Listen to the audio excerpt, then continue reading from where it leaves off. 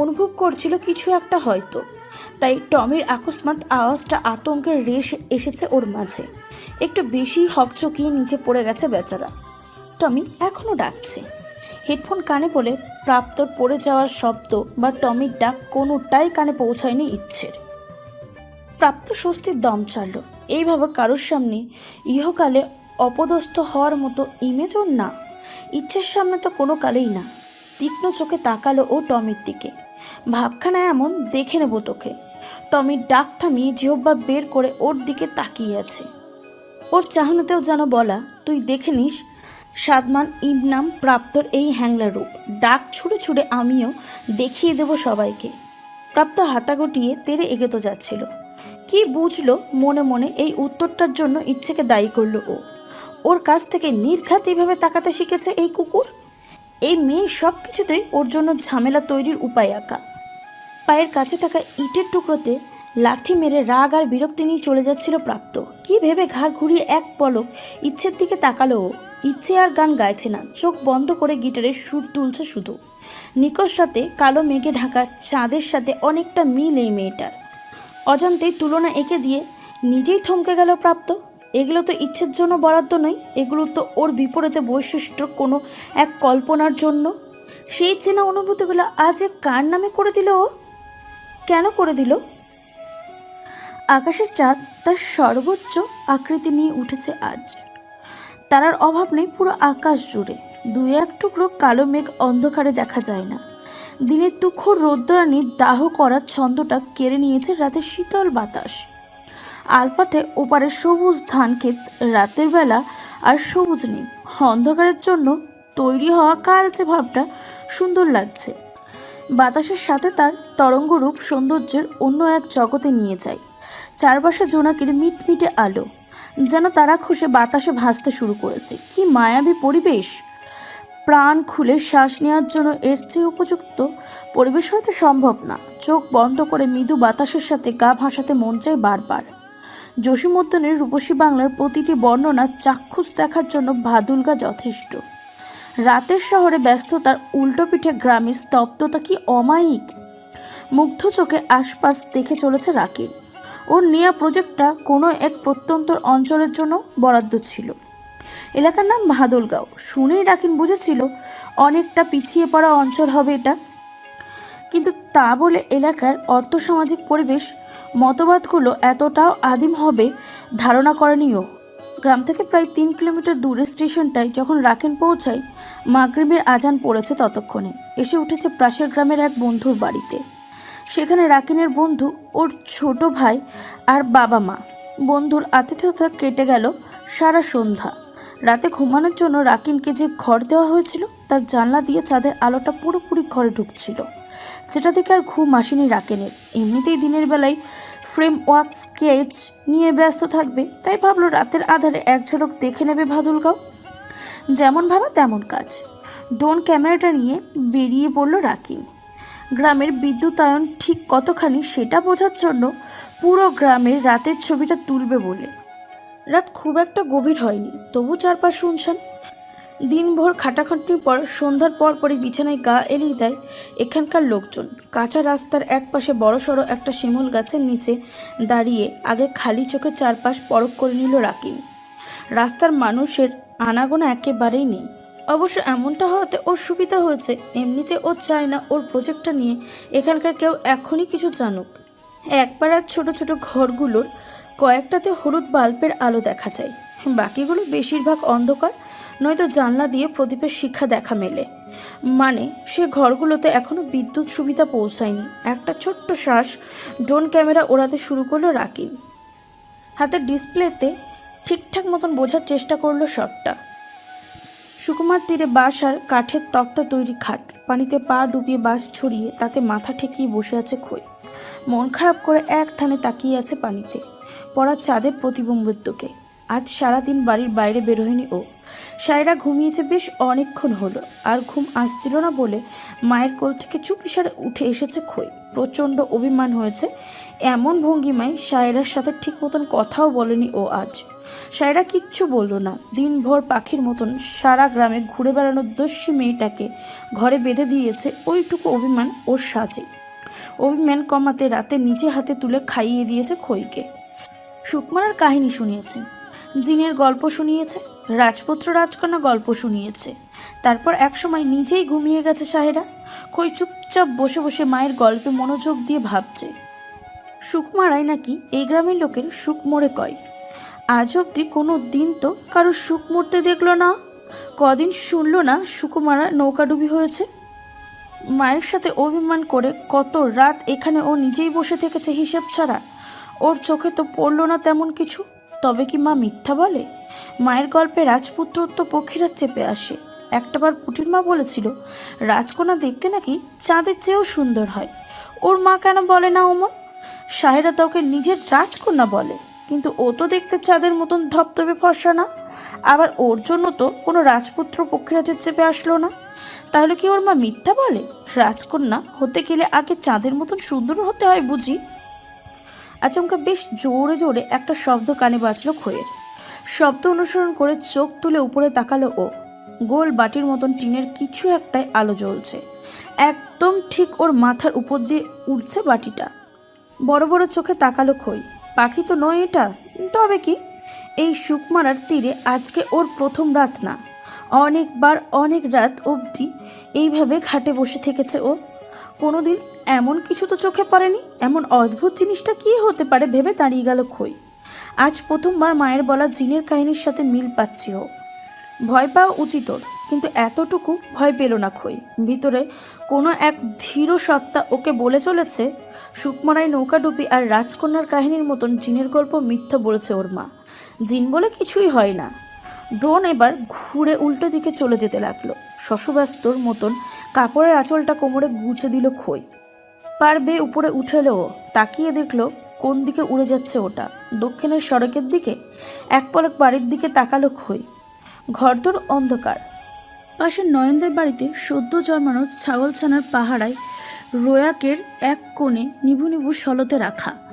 ওটা এক ফালি আলো পড়ছে খইদের উঠোনে। আবারও ড্রোনের দিকে ফিরল খই। জিনিসটা প্রতি তীব্র আগ্রহ জন্মে গেছে ওর। অমন জিনিস পুটি কোনোদিনও দেখেনি। জিনের চেরাগ বলে বেশ ভয় দেখানো যাবে ওকে। বেতর চুরির শোধ তোলা যাবে ওর কাছ থেকে ভেবে হাসি দিল একটা।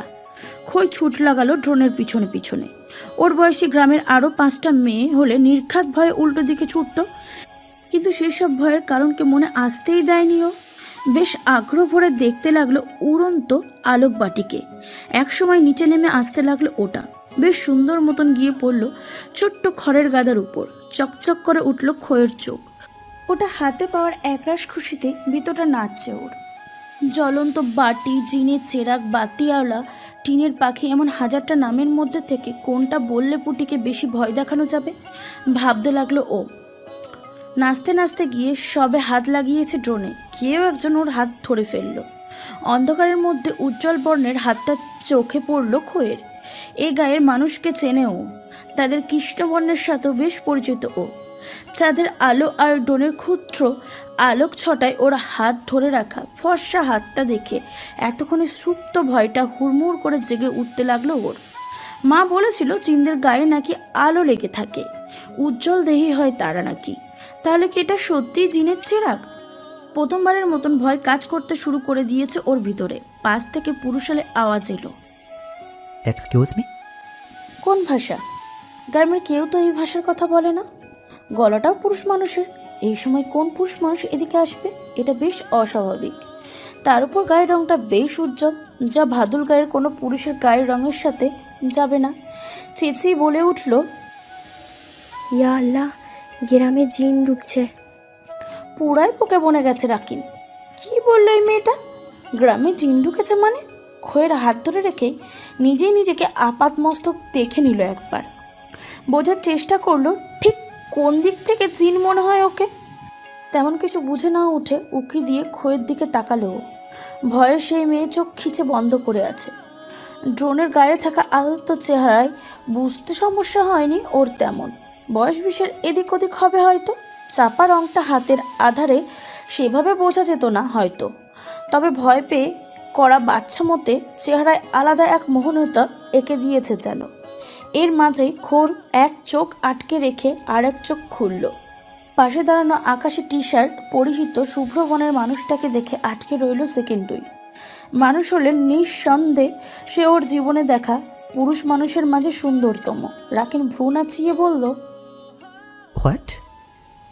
ভাষা শুনে এক পলক ড্রোন আর এক পলক রাকিনের দিকে তাকালো খই। হট আবার কি? এই ভাষা কোনো মানুষের নয়। এত সুদর্শন কোনো মানুষ হয় না। জিনের সাক্ষাৎ দর্শন পেয়ে দ্বিতীয় দফায় ভয় পেতে বিলম্ব হলো না খইয়ের। আবারও চেঁচাতে চাইছিল ও। বুঝে উঠে রাকিন হাত ছেড়ে এক হাতে পাশের তালগাছটার সাথে চেপে ধরল খইকে, আর এক হাতে মুখ চেপে ধরল ওর। রাকিনের বুকে হাত দিয়ে ঠেলতে ঠেলতে পা ছুটতে ছুটতে খই অস্পষ্ট সুরে বলল, খই কিন্তু কোনো জিন রে ডরায় না। বধু কাকারে কইয়া বোতলে ভরা মতরে কইলাম, ছাড় আমারে, ছাড় বজ্জাত জিন কোথাকার। পুরোটা না বুঝলেও বজ্জাত জিন শব্দ দুটো স্পষ্ট শুনল রাকিন। হতাশ চোখে তাকিয়ে রইল ওর হাত থেকে ছোটার চেষ্টারত মেয়েটার দিকে। ছেড়ে দিলে এই মেয়ে যে পুরো গ্রাম মাথায় তুলবে বুঝতে বাকি রইল না ওর। খই মুখ চেপে ধরে রাখা অবস্থাতেই জিন বলে বলে রাকিনের বুকে কিল ঘুষি ছুটতে শুরু করেছে এবার। বুকের ওপর ধুমধাম পড়তে থাকা মারগুলো ব্যথা কম হতাশা পাড়াচ্ছে রাকিনের। একটা ছোট্ট শ্বাস ফেলে রাকিন এক হাতের মুঠোয় খইয়ের 2 হাতের কবজি নিয়ে পিছনে খইয়ের কোমর চেপে ধরল। মার লাগাতে না পেরে আরো উত্তেজিত হয়ে পড়েছিল খই। রাকিন ওর মুখ আরো শক্ত করে চেপে ধরে একদম কাছে চলে এসে বলল, শান্ত হও, আমি মানুষ, কোনো জিনটিন না, রিল্যাক্স। খই নাড়াচাড়া থামালো না। চোর যেমন বলে না আমি চোর, তেমনি জিনও কোনোদিন বলবে না আমি জিন। মানুষ হলে এইভাবে চেপে কেন ধরবে ওকে? জিন বলেই তো ধরেছে। মেরে এই তাল গাছে ঝুলিয়ে দেব না তো ওকে? মাথার উপরে থাকা বাবুইয়ের বাসাগুলোর দিকে তাকালো খই। সকালবেলায় ওইভাবে ঝুলতে দেখবে গ্রামের সবাই ওকে। কাঁদো কাঁদোভাবে রাকিনের দিকে তাকালো ও। ড্রোনের আলোটা নিভে যাওয়ার ওর ভঙ্গিমা রাকিন বেশ একটা বুঝলো না। শব্দে তখনও নড়াচড়া করছে খই। রাকিনের মনে হলো এই মেয়ের ভয় কাটেনি তখনও। খইকে আশ্বস্ত করবে বলে বলল, আরে আমি তোমার মতোই সাধারণ মানুষ, ভয় পেও না, শান্ত হও, আমি কিছুই করবো না তোমাকে। এটুকু বলে 2বার ফু দিল ও খইয়ের চোখে মুখে। খই এবার আরো বেশি করে যেন নিশ্চিত হয়ে গেছে কালো জাদু করবে জিনটা বলে ফু দিল ওর চোখে মুখে। কেঁদে দিল এবারও। আজকে এই জিন ওকে মেরেই ক্ষান্ত হবে। মাকে আর দেখতে পাবে না এই জীবনে। ওকে কাঁদতে দেখে নিজেরই উপর চরম বিরক্ত হলো রাকিন। বেছে বেছে এই কোথায় এসেছে ও, যেখানকার মানুষজনের বদ্ধ ধারণা একটু গভীর রাতে রাস্তায় কোনো মানুষ থাকে না, জিন থাকে। এক পর্যায়ে খইকে ধমক দিয়ে বলল, 2 সেকেন্ডের মধ্যে যদি এই মরা কান্না না থামিয়েছ, সত্যি সত্যি আমি কিন্তু তোমার ঘাড় মটকে দেব। কান্না স্বয়ংক্রিয়ভাবে থেমে গেল খইয়ের। রাকিন বুঝল জিনের ব্যাধানুগত অন্ধবিশ্বাসী মেয়েটা। মুখ থেকে হাত সরিয়ে নিয়ে খইয়ের হাত দুটো ছেড়ে দিল ও। সব কিছু বলতে যাবে মেয়েটা একদম ওর বুকের মাঝে এসে ঢলে পড়ল। ঝিঝি ঢাকা মাঠের প্রান্তরে স্তব্ধ হয়ে দাঁড়িয়ে রইল রাকিন। খই জ্ঞান হারিয়েছে। মুখের ওপর অনেকখানি পানি পড়ায় হুঁশ ফিরল খইয়ের। পিট পিটিয়ে চোখ মেলতে শুরু করলো ও। আধারে ডোবা পরিবেশের মধ্যে মোবাইলের চার্জ আর ড্রোনের লাইট দুটোই ক্ষুদ্র আলোয় উপস্থিতি টের পেল। তবে তার চেয়ে ভয়ানক যা ছিল উদমদেহী রাকিন। ওকে এই অবস্থায় দেখে আর এক দফায় চিৎকার করতে যাচ্ছিল খই। রাকিন আবারও মুখ চেপে ধরল। খইয়ের মাথা তাল গাছে হেলান দিয়ে ঠেকানো, আর খালি গায়ে ওর ঠিক সামনে হাঁটু গেড়ে বসে আছে রাকিন। মেয়েটা অজ্ঞান হয়ে ওর বুকে পড়ার পর রাকিন কিং কর্তব্যমূর হয়ে দাঁড়িয়েছিল অনেকক্ষণ। এই মাঝরাতে অচেনা জায়গায় অচেনা অজ্ঞান যুবতীকে নিয়ে এ কোন বিপদে পড়লো? এভাবে অজ্ঞান অবস্থায় ওকে ফেলে যাওয়ার প্রশ্নই ওঠে না। আবার একে নিয়ে এখন কোথায় যাবে ও? কাউকে যে ডাকবে তার উপায় নেই। এ গ্রামের কেউ বিষয়টা স্বাভাবিকভাবে নেবে না তা নিশ্চিত ছিল। অতঃপর সিদ্ধান্ত নিল মেয়েটা জ্ঞান ফিরিয়ে বাড়িতে পৌঁছিয়ে দিয়ে তারপরে ফিরবে ও। তালগাছের সাথে হেলান দিয়ে খইকে বসালো রাকিন। কিছুটা সময় চুপচাপ তাকিয়ে রইল মুখের দিকে। অন্ধকার বাড়ছিল ক্রমশ। ফলে চেহারাটাও অস্পষ্টতর হচ্ছিল খোয়ের। রাকিন ট্রাউজারের পকেট থেকে ফোনটা বের করে আলো জ্বালালো। ঝলক দিয়ে উঠল খোয়ের নাকে ছোট্ট নথটা। শ্যামা মায়াময় চেহারা একেবারে মানানসই ওটা। আচমকাই খোয়ের স্পষ্ট চেহারা দেখে কিছুক্ষণের জন্য চেনা কোনো অনুভবে থমকে গেল রাকিন। খোয়ের সাথে সেই অনুভবকে মেলানোর সুযোগ না দিয়ে চোখ সরিয়ে নিল ও। অপেক্ষা খোয়ের জ্ঞান ফেরার। হাঁটুতে কোনোই ঠেকিয়ে পাশের ড্রোনেরটার দিকে তাকিয়ে রইল রাকিন। মূলত সব দোষ এটার পিছন পিছনে এসেছিল খোয়। ওর মতন জলজান্ত মানুষকে জিন ভেবে জ্ঞান হারায়। কে জানে এই ড্রোনকে কি ভেবেছিল ও। মশার কামড়ে দুদণ্ড বসেও থাকতে পারল না রাকিন। এদিকে খোয়েরও জ্ঞান ফেরার নাম নেই। আবারও তাকালো ওর দিকে। নিশ্চিন্তে বেহুশ হয়ে পড়ে আছে সেই মেয়ে। মুখ দিয়ে ফু দিয়ে শ্বাস ছাড়ল রাকিন। বুঝলো এই মেয়ের জ্ঞান আপনা আপনি ফেরার নয়। উঠে দাঁড়ালো পানির উৎস খুঁজবে বলে। সৌভাগ্যক্রমে দাঁড়িয়ে যেতেই রাস্তার ঢালুতে পুকুরের পানিতে চাঁদের বিম্ব দেখতে পেল ও। সাবধানে নিচে নেমে এলো ঢালু বেয়ে। কিন্তু সমস্যা হলো পানি খই অবধি পৌঁছানো নিয়ে। দু হাতের আঁচলায় পানি নিয়ে ঢালু বেয়ে উঠতে উঠতে সব পানি পড়ে যাচ্ছিল। দুবার এমন ঘটনা দেখে খইয়ের ওপর তীব্র আক্রোশ জন্মালো রাকিনের। পারলে খইকে ওই পুকুরে ঢিল ছোড়েও। এই পানি ওর অবধি পৌঁছানোর চেয়ে ওকে কোলে তুলে পুকুরে ছোড়াই সহজ হবে, কিন্তু তাও করা সম্ভব না।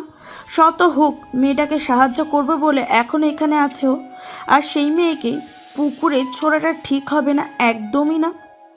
কয়েকবার জোরে জোরে শ্বাস ছাড়লো রাকিন। সোজা কথায় কার্বন ডাই অক্সাইডের সাথে রাগটা বের করার চেষ্টা করলো।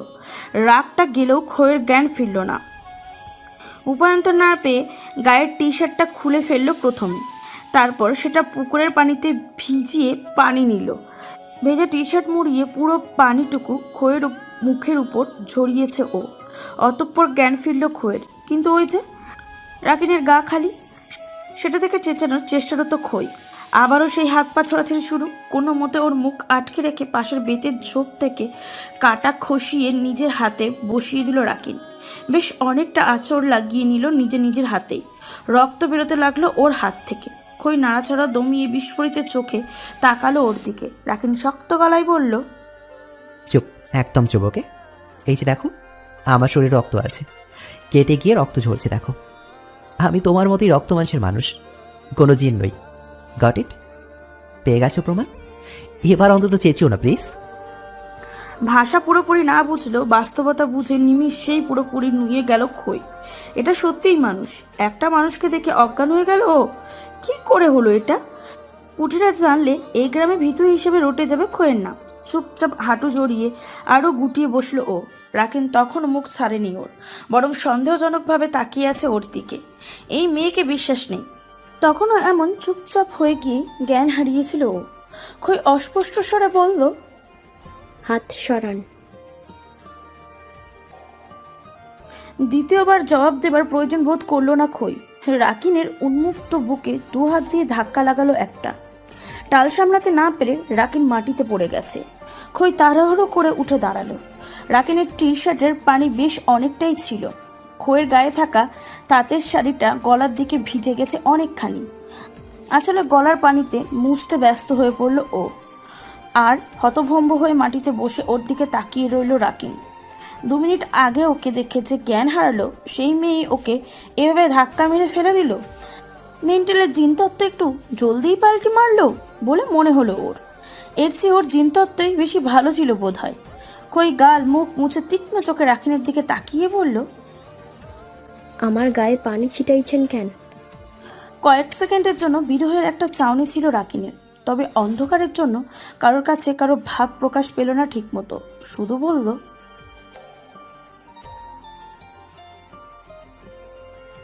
থাকলে থাকতাম, এই গ্রামের পিঁপড়াটাও খইরে কামড়ায় না, কিছুই হইতো না আমার।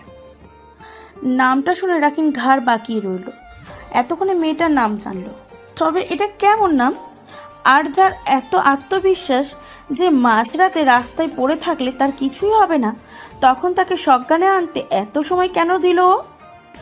একটা হতাশার শ্বাস ফেলে মাথা ছেড়ে প্রশ্ন পর্ব উপেক্ষার চেষ্টা করলো রাকিন।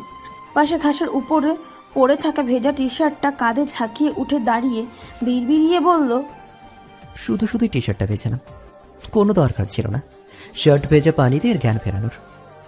এই মেয়ে তো এমনিতেই খইয়ের মতো পড়ছে, অজ্ঞান থাকতেই ভালো ছিল মেবি। খই সেভাবে সবটুকু না শুনলেও বুঝলো ওই শার্ট ভেজা পানি ওর মুখে ছোড়া হয়েছে। খালি পায়ের নিচের মাটিটা নিমিষেই গরম হয়ে উঠল ওর। খিচে উঠে বলল, আপনার গায়ের গেঞ্জির পানি আমার মুখে ছুঁড়া মারছেন? মোবাইলে লাইট অফ করেছিল রাকিন। চোখ তুলে এক পলক খয়ের দিকে তাকিয়ে আবারও মোবাইলে চোখ দিল ও। পাত্তাহীনভাবে বলল, তোমার কপাল ভালো যে তোমাকে আমি পুকুরে ছুঁড়ে মারিনি, যা কাণ্ড ঘটিয়েছ। খই এগেছিল রাগ নিয়ে। পরে মোবাইলের আলোতেই রাকিনের কাটা হাত থেকে আটকে গেল। রাকিন বলল, যাই হোক, আমাকে জিন বলে নামকরণের জন্য তোমাকে অশেষ ধন্যবাদ, আর তোমাকে পুকুরে না ছেড়ার জন্য স্বাগতম। আসছি, হ্যাঁ? বাচ্চা মেয়ে, এই রাতের বেলা আর দোষী না সেজে ঘরে ফিরে যাও, নইলে সত্যি সত্যি জিন এসে ধরবে তোমাকে। বুঝতে পেরেছ? রাকিন পাশের খড়ের গাদার উপর থাকা ড্রোন তুলতে যাচ্ছিল। খই এক প্রকার ছো মরে নিয়ে নিল ওটা। মুখ বাঁকিয়ে বলল, এটা আমার। তোমার মানে? ওটা আমার। আকাশ দিয়া উঠতা ছিল এটা। আমি উড়াচ্ছিলাম ওটা। খই বুঝলো রাকিন কি বোঝাতে চাইছে। যেহেতু আলাদা করে লাইট বসানো পাখা ঘোরে, তাহলে কোনো শহরের প্রযুক্তি হবে হয়তো এটা। কিন্তু এটা দেওয়ার কোনো ইচ্ছা ওর নেই। পুটিকে ভয় দেখানোর জন্য ওটা দরকার। তাছাড়া লোকটা ওকে বেশ ভয় দেখিয়েছে, তার দায়ে এটা জরিমানা ধরতে পারে। ও মুখে বলল, আপনি আপনার মুখে গেঞ্জির খামওয়ালা পানি ছিটাইছেন না?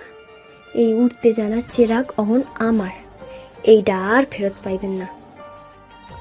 উঠতে জানা চেরাগ শুনে সেকেন্ড দুই থেমে রইল রাকিন। অর্থ বুঝে উঠেই শব্দ করে হেসে দিল ও।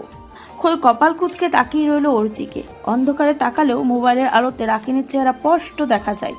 হাসিটা অমায়িক সুন্দর লোকটার, তবে কাজ ততটাই পচা।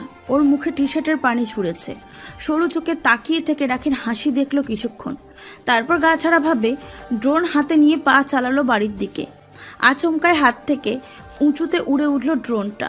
খই আল্লাহ গো বলে কয়েক পা পিছিয়ে গেল। পেছন থেকে রাকিন ড্রোনের রিমোট কন্ট্রোলার দেখিয়ে বলল, ওটা জিনের চেরাগ মেয়ে, এত সহজে হাতে আসবে না তোমার। রণমূর্তি হয়ে কোমরে দুহাত দিয়ে দাঁড়িয়ে রইল খই। রাকিন দাঁত কেলিয়ে ড্রোনটা নিজের কাছে নিয়ে বলল, দেখেছ, আমার চেরাগ শুধু আমার কথাই শোনে, ও যাবে না তোমার কাছে। ওর আর ওর মালিকের নাম বিকৃতির পরিণতি। খই এগিয়ে গিয়ে রাকিনের কাঁধে থাকা টি শার্টটা ছিনিয়ে নিল। বেজের কাটা ছিঁড়ে কয়েকটা আঁচড়ে ওটার বুকের দিকটা ছিন্ন ভিন্ন করে দিল এক নিমিষে। রাকিন হাঁ হয়ে দাঁড়িয়ে রইল শুধু, যেন ওকে খই ঠিকমতো মোবাইলের আলো ধরতে বলে দাঁড় করিয়ে রেখেছে। খই কাজ শেষে টি শার্টটা আবারও রাকিনের কাঁধে ঝুলিয়ে দিয়ে বলল, আমার মুখে এইটার পানি চোরার পরিণতি। হনহনিয়ে অন্ধকার ভেদ করে চলে গেল খই। যেন ওই ঘুটঘুটের রাত ওর রাগের কাছে কিছুই না। রাকিন ওর আধারে মিলিয়ে যাওয়া দেখলো স্তব্ধ চোখে। খই চোখের আড়াল হতেই রোবটের মতন কাঁধ থেকে টি শার্টটা নামিয়ে সামলে মেলে ধরল ও। টি শার্টের কাটা ছেঁড়া জায়গাটা আবারও এক পুরনো স্মৃতিকে জাগিয়ে দিল যেন। ঠিক এভাবে কেউ একজন ওকে পরিণতি বুঝিয়েছিল, তাকে আর তার অনুমতিকে উপেক্ষার পরিণতি। রাকিনের গলা দিয়ে শুধু জড়ানো আওয়াজে বেরোলো, খেয়া। সকাল সকাল ডোরবেলের আওয়াজে ঘুম ভাঙল মিষ্টির। ধরপড়ে উঠে বসলো ও। বিছানার সামনেই পিয়ালি পড়ার টেবিলে বসে পড়ছে। মিষ্টির মনে পড়ল আগের রাতে প্রাপ্তর কথা এই বাসায় এসেছিল ও। পিয়ালির সাথেই ঘুমিয়েছিল। প্রাপ্ত আসা অবধি থাকার কথা ছিল ওর। এটা নতুন নয়, গত রাতে অনেকক্ষণ অপেক্ষা করেছে ও প্রাপ্তর জন্য, আসেনি। তারপর কখন ঘুমিয়ে গেছে মিষ্টি নিজেও জানে না। পিয়ালি বই থেকে মুখ তুলে বলল, দেখেছো মিষ্টি আপু, নবাবপুর তোর এতক্ষণ এসেছি। মিষ্টি ঠিকঠাক হয়ে উঠে দাঁড়ালো। এগিয়ে গিয়ে দরজা খুলে দিল ও। বাইরে একটা গিটারের ব্যাগ কাঁধে নিয়ে প্রাপ্ত দাঁড়িয়ে। কপাল কুচকালো মিষ্টি। প্রাপ্তর হাতে হকি স্টিক, ব্যাট, স্ট্যাম্প ছাড়া গিটারের ব্যাগও শোভা পায়। জানা ছিল না ওর। প্রাপ্ত ভিতরে ঢুকতে ঢুকতে বলল, খেয়েছিস কিছু? না, কিন্তু তুই? আচ্ছা 15 মিনিট দিয়ে আমাকে খাবার বানাচ্ছি, খেয়ে একেবারে মিষ্টি ঘর বা হসপিটাল যেখানে যাবার চলে যাস, ওকে? গিটারের ব্যাগ দেয়ালে ঠেকিয়ে প্রাপ্ত কিচেনে চলে গেল। হ্যাপ্রন গায়ে জড়িয়ে রান্নায় ব্যস্ত হয়ে পড়ল নিজের মতন। মিষ্টি কিছুই বুঝে উঠতে পারছিল না, শুধু প্রশ্নবোধক চাহনিতে তাকিয়ে রইল প্রাপ্তর দিকে। প্রাপ্ত রান্নায় মনোযোগ রেখে বলল, রাকা কোথায় রে মিষ্টি? রাকা নামটা চেনা চেনা মনে হলো মানুষটাকে, তার ঠিক মতন মনে করতে পারল না মিষ্টি। বলল, কোন রাকা? প্রাপ্ত চাকতে টমেটো কাটছিল। মিষ্টির দিকে এক পলক তাকিয়ে আবারও নিজের মতন করে ব্যস্ত থেকে বলল, রকস্টার ইচ্ছের ফ্রেন্ড রাকা। মিষ্টি বিস্মিত না হয়ে পারল না। প্রাপ্ত ইচ্ছের নাম এখনো মনে রেখেছে। এর কারণ কি? ওর চর দুটো? গিটারের ব্যাগের দিকে তাকালো মিষ্টি। ওর মাথায় ঢুকছে না ঠিক কি করছে বা করতে চাইছে প্রাপ্ত। প্রাপ্ত বলল, কিছু জিজ্ঞেস করলাম তোকে। ও মেবি ব্লক 2-তে থাকে। প্রাপ্ত হাত থামালো কয়েক সেকেন্ডের জন্য। সেটা লক্ষ্য করে মিষ্টি বলল, হঠাৎ ওর কথা জিজ্ঞাসা করলি যে? এমনি। মিষ্টি চুপ করে প্রাপ্তকে পরখ করলো কিছুক্ষণ। কি ভেবে তাচ্ছিল হেসে বলল, তোর কোনো কাজ উদ্দেশ্যহীন না, এটা আমি খুব ভালো করেই জানি প্রান্ত। তাই তোর এই এমনি কথাটা কয়েকবার ভাবতে হলো আমাকে। যাকগে, ইচ্ছে থাকলে আর কোনো বাজে পরিস্থিতি তৈরি করবি না প্লিজ। মেয়েটা বাহিরে যেমনই হোক, মনটা একদম নরম। কেন যেন মনে হয় কোনো এক খোলকে মুড়িয়ে রেখেছে নিজেকে, যেন আসল রূপটা কাউকে দেখানোর ইচ্ছে নেই ইচ্ছের। প্রাপ্ত গিটারের ব্যাগের দিকে তাকালো। ওর ভাঙা গিটারের সেম ডিজাইন এটা। বেশ পুরানো ডিজাইন বলে খুঁজে পেতে অনেকটা ঝামেলা পোহাতে হয়েছে ওকে, তাই রাতে বাড়ি ফিরতে পারেনি। কিন্তু প্রাপ্ত এখনও জানে না কেন এত সব কিছু করলো। অনুশোচনায়? কিন্তু অনুতপ্ততায় তো ভয় থাকার কথা না। মিষ্টির কথায় কেন যেন অদ্ভুত হতে শুরু করেছে প্রাপ্ত। কোনোভাবে এই ইচ্ছে মেয়েটার আবেগ খুঁজতে গিয়ে ওর সেই খোলককে ভেদ করে ফেলেনি তো ও? কাঁধে গিটারের ব্যাগ নিয়ে খোলা চুলগুলো সিঁড়ি নাড়াচাড়া করতে করতে সিঁড়ি দিয়ে নামছিল ইচ্ছে। ডাইনিং টেবিলে বসে ওকে দেখেই তিক্ততায় ভরে উঠল নাফিসা বেগমের ভেতরটা। মেয়েটা তেমন আহামরি সাজগোজ করে না কখনোই, করার ইচ্ছাও নেই ওর। টপস, জিন্স, হাই হিল, খোলা চুল, চোকার সাজগোজ বলতে এই অবধি। তারপরেও এই মেয়ের মতন রূপবতী খুব কম মেয়েই দেখেছেন নাফিসা বেগম। মা মারা যাবার পর থেকে ইচ্ছে কোনো দিন নিজেকে নিয়ে ভেবেছে কিনা সন্দেহ আছে। তারপরও বাইরে থেকে দেখে মনে হবে সে তার দুনিয়াতেই মগ্ন। হয়তো এই কঠোরতায় ওকে টিকিয়ে রেখেছে পৃথিবীতে। নওশাদ সাহেব মেয়েকে বেরোতে দেখে বললেন, খেয়ে বেরো ইচ্ছে। ইচ্ছে চোখ তুলে বাবার দিকে তাকালো, তারপর চোখ বোলালো ডাইনিং টেবিলে থাকা হরেক রকম খাবারের দিকে। নাফিসা বেগমের দিকে তাকিয়ে ঠোঁট টিপে হেসে বলল, খাবো SM। আমাকে জিজ্ঞাসা কেন করছো ইচ্ছে? এটা তো তোমারই বাসা, না খেয়ে কেন বেরোবে তুমি? এসো ব্রেকফাস্ট করে বেরো। নাকটা ডোলে হাসি আটকালো ইচ্ছে। বাবার সামনে এই মহিলার নাটক দেখলে খুব হাসি পাই ওর। নওশাদ সাহেব বললেন, ইচ্ছে এসো একসাথে ব্রেকফাস্ট করি আজ আমরা। ইচ্ছে একটা জোরে শ্বাস ছাড়লো, তারপর কাঁধের সাইড ব্যাগটা থেকে ফোন বের করে কাউকে কল লাগিয়ে বলল, রেস্টুরেন্টে দেখা করছি, ব্রেকফাস্ট ওখানেই করব। I will send you the location. Naushad Sahib বিস্ময়ে বললেন, তোমাকে খেয়ে যেতে বললাম ইচ্ছে, আর তুমি রেস্টুরেন্টে কারোর সাথে মিট করার জন্য কথা বলছো? ইচ্ছে নাফিসা বেগমের দিকে তাকালো। এই মহিলাকে নাটক করার জন্য সুযোগ করে দিতে বেশ মজা পাই ও। বাবার চোখে ঠিক কতটা নীচ করতে পারে ওকে, সেটা দেখতে ওর মজা লাগে। তবে এত সবের মধ্যেও নওশাদ সাহেব উভয় পক্ষকে সামলাবে কীভাবে, সেটাও ওর কাছে আশ্চর্যের বিষয়। ও তো মনে প্রাণে চায় এই বাসা থেকে চলে যেতে, শুধু নওশাদ সাহেবের অনুরোধের জন্যই রয়ে গেছে। টমি দৌড়ে এসে ইচ্ছের পা ঘেঁষতে শুরু করেছে। ওকে কোলে নিয়ে একটু আদর করে দিল ইচ্ছে। বাবার দিকে ফিরে বলল, টমিকে রাত্রে খাইয়েছো? ও সকালে খেয়েছে কিনা, খাবে কিনা সেই খোঁজ নেয়ার তোমাকে মানায় বাবা? আমি রাতে খেলাম কি খেলাম না সে খোঁজ না নিয়ে সকালে ব্রেকফাস্ট করার জন্য জোড়াজুড়ি করা তোমাকে মানাচ্ছে না। আসছি। ইচ্ছে বেরিয়ে গেল। বিমূঢ় হয়ে ওর চলে যাওয়ার দিকে তাকিয়ে রইল নওশাদ সাহেব। কিসের সাথে নিজেকে তুলনা করে গেল ইচ্ছে? অবশ্য ভুল কিছু বলে গেল কি? সত্যিই তো, নিজের একমাত্র মেয়ের প্রতি কোন দায়িত্বটা পালন করতে পেরেছেন উনি? না ইচ্ছে সুযোগ দিয়েছে, না উনি কখনো সামলাতে পেরেছেন। নাফিসা বেগম পাশ থেকে বলে উঠলেন, ইচ্ছে তো কোনোদিনও আমাকে বলছেনি নৌশাদ। জানি না তোমার প্রতি কিসের এত অভিযোগ ওর। বাবার আদর পেয়েও তাকে উপেক্ষা করছে। আর ওদিকে আমার মেয়েটা। নাফিসা বেগম শক্ত হয়ে বসে, টুপ টুপ করে পানি ঝরছে তার চোখ থেকে। নওশাদ সাহেবের অসহায় বোধ বরাবরের মতন তীব্র থেকে তীব্রতর হতে লাগলো। বাসা থেকে গাড়ি নিয়ে বেরোলো ইচ্ছে। ড্রাইভ শুরু করে চেয়েছিল রাকিনকে কল করবে, তার আগেই ফোনটা বেজে উঠল ওর। নম্বরটা রাখার কানে গোজা, ব্লুটুথে কল রিসিভ করলো ইচ্ছে। ওপাশ থেকে রাকা বলল, ঘুম থেকে এক্স্যাক্টলি কয়টায় উঠিস তুই ইচ্ছে? এই মোবাইল ফ্লাইট মোড ঠিক কয়টায় নেটওয়ার্ক কভারেজ এরিয়া ল্যান্ড করে রে? ইচ্ছে হাসলো, বলল, কি বলবি বল। কোথায় তুই? সবে বেরিয়েছি বাসা থেকে। কোথাও যাচ্ছিস? মিউজিক একাডেমিতে। ওখানে কেন?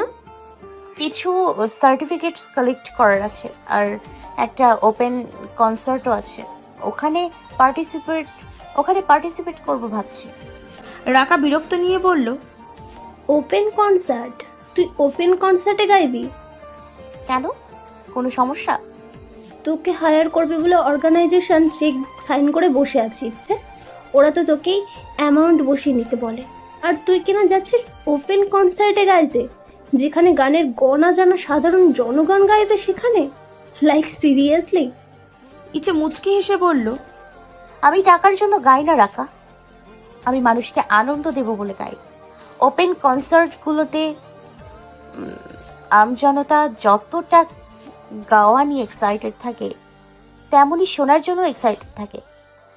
এমন শ্রোতাদের সামনে হুট করে স্টেজে উঠে সারপ্রাইজ দেয়াই যায়। মুগ্ধতা নিয়ে রাকা চুপ রইল কিছুক্ষণ। ওর আগেই বোঝা উচিত ছিল ইচ্ছে সবার চেয়ে আলাদা। মুখে বলল, কনসার্টটা কোথায়? ড্রাইভ করছি, পৌঁছে টেক্সট করছি তোকে, কেমন? বলে ফোনটা কাটলো রাকা। একটা ছোট্ট শ্বাস ফেলে পাশে দাঁড়ানো মানুষ দুটোর দিকে তাকালো। এক পা উঁচিয়ে দেয়ালে টেবিল ঠেকে দু হাতে প্যান্টের পকেটে গুজে প্রাপ্ত দাঁড়িয়ে, আর মাহি সুন্দর মতন ডাইনিং রুমে বসে আপেল কামড়াচ্ছে। ঘণ্টাখানেক আগে ওর বাসায় পৌঁছে গেছে এরা দুজন। প্রাপ্তকে দেখে রাকা আর ওর মা দুজনেই কিছুটা ঘাবড়ে গেল। প্রাপ্ত কথা না বাড়িয়ে রাকাকে বলে ইচ্ছেকে কল করে ওর আজকের শিডিউল জানতে। ঘণ্টাভর তাই ইচ্ছেকে কল করেছিল রাকা। কল রিসিভ করে লাউডে ছিল ইচ্ছে। পুরো কথা শুনে প্রাপ্ত সোজা হয়ে দাঁড়ালো। রাকা নড়ে চড়ে বসলো। এই মানুষটার এমন আচরণ তার আচরণ বিরুদ্ধ। তার উপর বিষয়টা ইচ্ছে, যে কিনা তাকে দুটো চড় মেরেছিল। ভয়টা বেড়েছে রাকার। প্রশ্নগুলো গলায় দলা পাকিয়ে গেছে।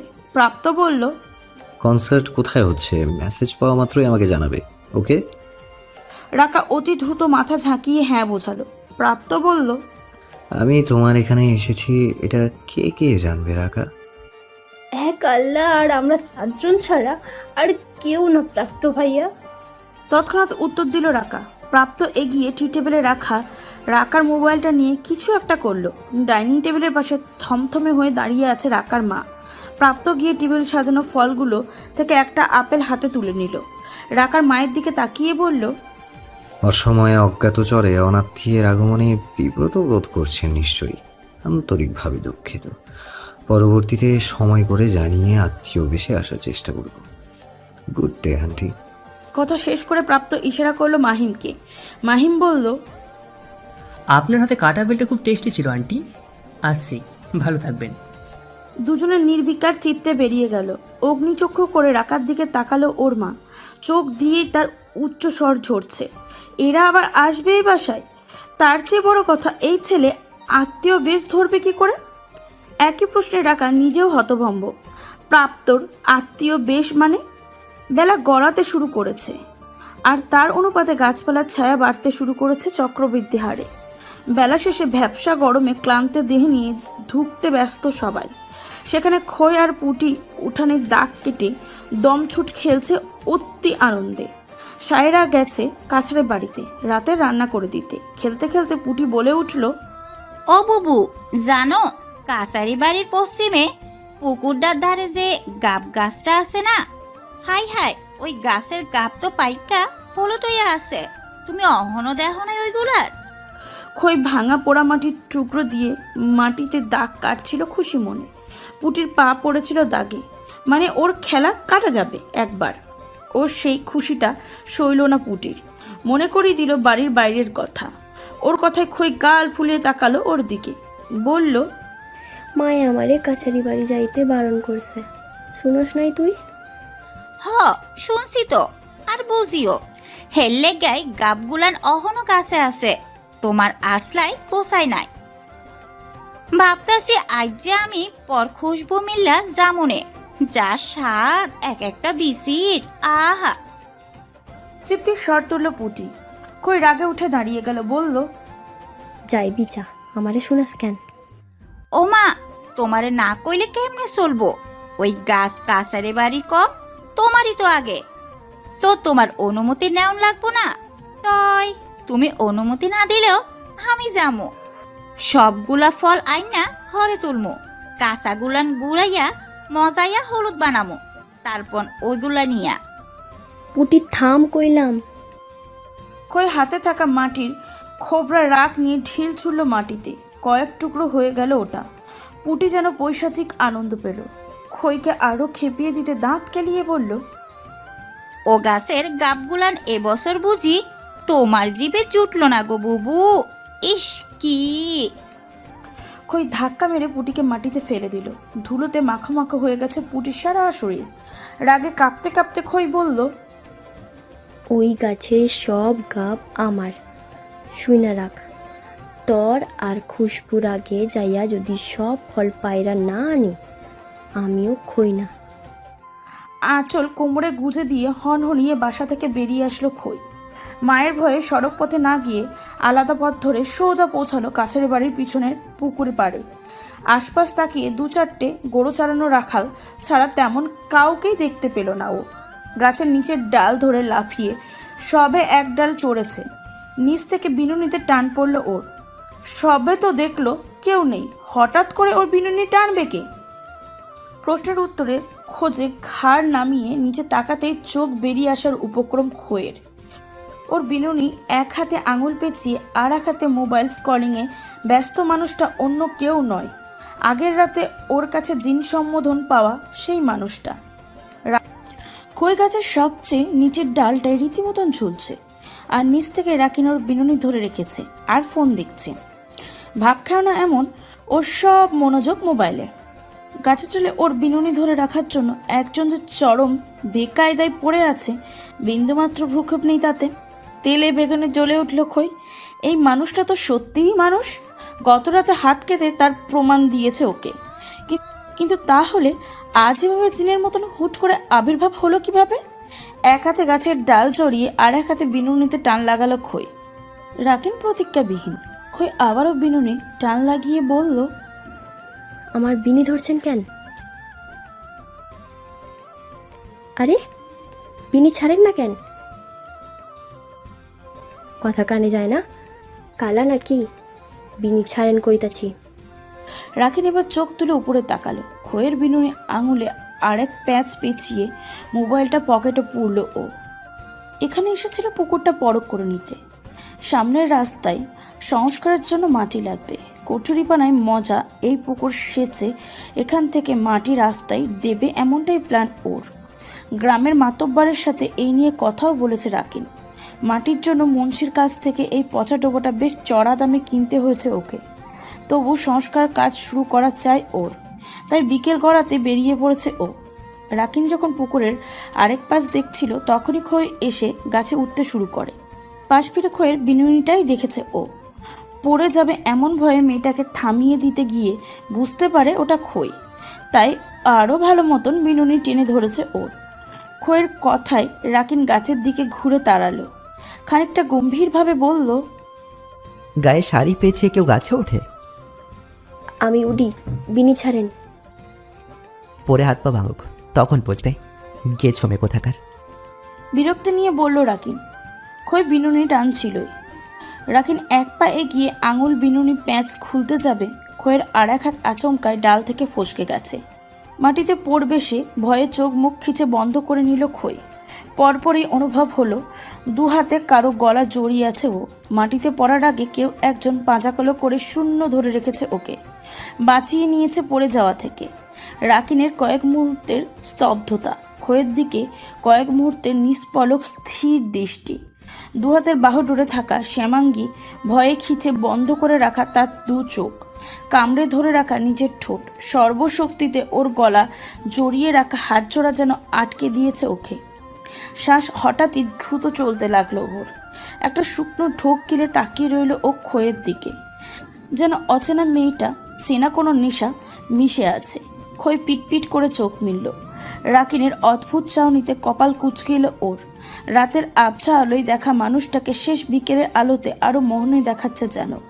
পরিহিত আকাশি রঙের শার্টের বুকের দুটো বোতাম খোলা, গরমের জন্য হয়তো ছেড়ে দিয়েছে তাদেরকে। খই রাকিনের কাঁধে নখের আঁচড় বসাতেই ধ্যান ভেঙে রাকিনের। দুই দণ্ডের এমন ঘটনায় অস্বস্তিতে পড়ে গেছে ও। তৎক্ষণাৎ ও ছেড়ে দিল খইকে। জিভ দিয়ে ঠোঁট ভিজিয়ে গলা ছেড়ে নিজেকে স্বাভাবিক করার চেষ্টা করলো। এভাবে মেয়েটাকে কোলে ধরে রাখা মোটেও উচিত হয়নি ওর। পরপরই মনে পড়ল খইকে কোলে থেকে রীতিমতন ফেলে দিয়েছে ও। নিচে তাকিয়ে দেখে কোমর ধরে মাটিতে পড়ে আছে খই। রাকিন চোট জ্বলতি পরিস্থিতি সামাল দিতে বলল, দেখেছো এভাবে গাছে চড়তে গিয়ে পিছলে পড়ে? কাইল আপনার লাগি ওই চেরাগ পাই নাই, আইজ আপনার লাগি গাপ পারতে পারলাম না। আমার সব কাজের পথের কাটা আপনি, আজ তো একটা কাটা বাহার। আল্লাহ গো, গাব গাছ থাইকা পড়লেও মনে হয় মজাটা বাঁচত আমার। অহন মনে হইতাছে আজ তো একটা তাল গাছ থাইকা পড়ছি। ও মা গো! কি? আমি কাটা বাহার? আমি তাল গাছ? খালি তাই না, আপনি একটা কালা, কানে কম শুনেন, তার সাথে কানাও, চোখে কম দেখেন আপনি।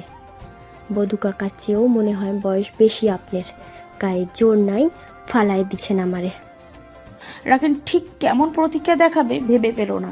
খই উঠে দাঁড়িয়ে গায়ের ময়লা ঝাড়তে লাগলো। তারপর রাকিনের দিকে তীক্ষ্ণ দৃষ্টি ছুঁড়ে চলে গেল রাগে গজগজ করতে করতে। হতভম্ব হয়ে ওর চলে যাওয়ার দিকে তাকিয়ে রইল রাকিন। খই আড়াল হলে আশেপাশে তাকিয়ে দেখে নিল গোটা বিষয়টা আর কারো নজরে পড়েছে কিনা। কাউকে দেখলো না তেমন। দু তিনটে গরু চড়ানোর ছেলেরা সড়কের ওপারে দৌড়াদৌড়ি করছে শুধু। স্বস্তির শ্বাস বেরোলো। সঙ্গে কাঁধ বেয়ে ঘাম গড়িয়ে পড়ল রাকিনের। তার সাথে কাঁধে জ্বালা অনুভব করলো ও। হাত তুলে কাঁধ স্পর্শ করে বুঝলো খইয়ের নখের আঁচড়েতে কিঞ্চিত কেটে গেছে সেদিকটা। তাতে ঘাম লেগে জ্বালাপোড়া করছে। নীরবে পকেট থেকে মোবাইলটা বের করে নিজের সামনে তুলে ধরল রাকিন। খইয়ের দেওয়া এইটুকু আঘাত ওর পুরনো ক্ষতকে জাগিয়ে দিয়েছে। মোবাইলের স্ক্রিনে নিজের প্রতিবিম্বে গলার কাষ্ঠের ছোট্ট ক্ষতের দাগটা দেখে সেখানটায় স্পর্শ করলো একবার।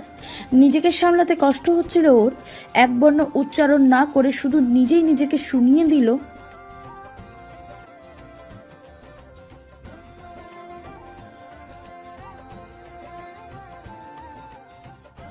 মুক্ত মঞ্চে আজ উন্মুক্ত সঙ্গীত সভা বসেছে। ছোট বড় বাউল ব্যান্ড, সব রকমের গায়কদের সুরে মুখরিত মুক্তমঞ্চ এলাকা। শ্রোতা সারির শেষ প্রান্তে এক কোণে মাস্ক পরে দাঁড়িয়ে এ পর্যন্ত 12টা মতন গান শুনে নিয়েছে ইচ্ছে। এদের মাঝে 7 জন খুবই ভালো গায়। মিউজিক একাডেমি থেকে আসার সময় 10টার মতন টোকেন নিয়ে এসেছে ও, মুক্তমঞ্চের ভালো গায়কদের গান বের করার সুযোগ করে দেবে বলে। একাডেমির জন্যে ওর বাছাই কেমন হবে তাই অনুমতিও দিয়েছে। গানগুলো শুনে গায়ক গায়িকা নিজে নিজে নির্বাচন করে নিল ইচ্ছে। একজন অর্গানাইজকে দিয়ে টোকেনগুলো দিয়ে দিয়েছে। এরা সরাসরি রেকর্ডিংয়ের সুযোগ পাবে এমনটাই সুপারিশ করার টোকেনে। শেষের জনের গান শুনে গিটার ব্যাগ কাঁধে নিয়ে মাস্ক পরিহিত অবস্থাতেই মঞ্চে উঠল ইচ্ছে। প্রথমে সেভাবে কেউ গুরুত্ব দিল না। ইচ্ছে মুচকি হেসে ব্যাগ থেকে গিটার নামালো, স্পিকারে বলল, ওপেন কনসার্ট, তবু গান শুরুর আগে আপনাদের অনুমতি চাইছি। May I? সেরকম সাড়া নেই দর্শক শ্রোতার। মাস্কের আড়ালে ইচ্ছে হাসলো, কথা বলে নিল সঙ্গীত যন্ত্র বাজানোর দায়িত্বে থাকা সবার সাথে। তারা সেভাবে গুরুত্ব দেয়নি ওকে। ইচ্ছে ভাবলো একেবারে গান শুরুর সময় মাস্ক খুলবে ও। গিটারটা নিয়ে সবে সুর তুলতে যাবে, টের পড়লো ওর গিটারের তারগুলো একটা ছেঁড়া। হতাশার শ্বাস ছাড়লো ইচ্ছে। এই জন্য বুঝি আজ নাফিসা বেগম কোনো রকম বাধা দেয়নি ওকে কনসার্টে আসার নিয়ে, কোনো ঝামেলা করেনি আজ। গিটারটা আগে থেকে নষ্ট করে রেখে দিয়েছিল সে। ইচ্ছের গান গাওয়ার উদ্যমে শীতলতা চলে আসলো। ঠিক করলো নিজে গিটার না বাজিয়ে বাকিদের কারাওকেতেই গান গাইবে আজও। মাস্কটা খুলে ফেললো আস্তে করে, স্পিকারে বলল, আজকে ইচ্ছে গিটার ছাড়াই গাইবে। ও মাস্ক খোলাতেই উত্তেজনা ছড়িয়ে পড়েছে পুরো জায়গাটায়। ইচ্ছের নামে সবাই চেঁচাতে শুরু করে দিয়েছে। অনাকাঙ্ক্ষিতভাবে এমন অবাক আগমন হয়তো ওর দ্বারাই সম্ভব। সবাই চিৎকার করে চলেছে, আমরা তোমার গান চাই ইচ্ছে, গিটার তো তোমার স্বরের সহচরী মাত্র, এমন আরও অনেক কিছু। ইচ্ছের চোখ ভরে উঠল আশেপাশে এত ভালোবাসা দেখে। বাইরের দেশে তো সবাই ওর স্বর কম, ওর গিটারের সুরকেই বেশি প্রাধান্য দিত, আর এখানে ওর জন্মভূমি ওকে চাই, ওর স্বরকে চাই, ওকে ভালোবাসে সবাই। ইচ্ছে ব্র্যান্ডের লোকজনকে শুরু করতে বলবে বলে পাশে ফিরছিল, কিন্তু ওর চোখ আটকে গেল স্টেজের ডান পাশে বড় বড় অক্ষরে সরি লেখাটাই। একটা মেয়ে হাতে সরি শব্দটা ধরে দাঁড়িয়ে আছে, আর ওর পিছনে আরেক অনাকাঙ্ক্ষিত চেহারা। ইচ্ছে রাগের আরেক নাম সাদমান ইমনাম প্রাপ্ত। বহু কষ্টে নিজেকে সংবরণ করছে প্রাপ্ত আজ। এর আগে কোনো কাজের জন্য কোনোদিন অনুতপ্ত হতে হয়নি ওকে, কোনোদিন সরি বলতে হয়নি, কিন্তু আজ তা খাটল না। ইচ্ছের মায়ের দেওয়া গিটারটা ভাঙার জন্য তীব্র গ্লানি হচ্ছে ওর, তাই সরি বলতে চলে এসেছে। মেয়েটা স্টেজের দিকে এগিয়ে আসলো, নিচে থেকে ইচ্ছেকে বলল, সেদিন আমার জন্য তোমার গিটারটা ভেঙে গেছিল আপু, সরি। ইচ্ছে চুপ করে তাকিয়ে রইল ওর দিকে। এর মাঝে প্রাপ্ত এগোলো, চোয়াল শক্ত রেখে হাতে থাকা ইচ্ছের মায়ের দেওয়া গিটারটার অনুরূপ গিটার স্টেজে তুলে দিল ও। বেখেয়ালিভাবে বলল, সেদিন আমার হাতেই তোমার মায়ের গিটার ভেঙেছিল, সরি। ইচ্ছে অবাক হলো, গিটারটা ওর মায়ের দেওয়া এটা তো কেউ জানতো না। তবে প্রাপ্তর ভঙ্গিমায় ওর অপরাধ বোধটা নেই এতটুকু, যেন ও কারো চাপে পড়ে সরি বলতে এসেছে। ইচ্ছে সরু চোখে তাকিয়ে রইল ওর দিকে। যেটুকু জেনেছে তাতে প্রাপ্তকে চাপে পড়ে সরি বলার মতন ছেলে বলে মনে হয়নি ওর। প্রাপ্ত বর্তমান ভাবটাই পুরোপুরি প্রকাশ পায়। এ ছেলে ভাঙবে তবু মচকাবে না। গিটারটা দেখে আর বেশি কিছু বলল না ইচ্ছে, মুচকি এসে মেয়েটাকে বলল, ইটস ওকে, সরি বলতে হবে না তোমাকে, তোমার উপর এতটুকু রাগ নেই আমার। তাহলে প্রাপ্ত ভাইয়ার উপরে রাগ করেছো? ইচ্ছে আবার তাকালো প্রাপ্তর দিকে। সে ছেলে এখনো সেইভাবেই আছে, অপরাধ বোধ নেই তার। এদিকে দর্শকও অধৈর্য হয়ে পড়েছে। ইচ্ছে দ্রুত মাথা দুলিয়ে না বোঝালো, প্রাপ্তর উপর রাগ নেই ওর। মেয়েটা উৎফুল্ল স্বরে বলল, তাই তাহলে এই গিটারে গান গাও আজকে।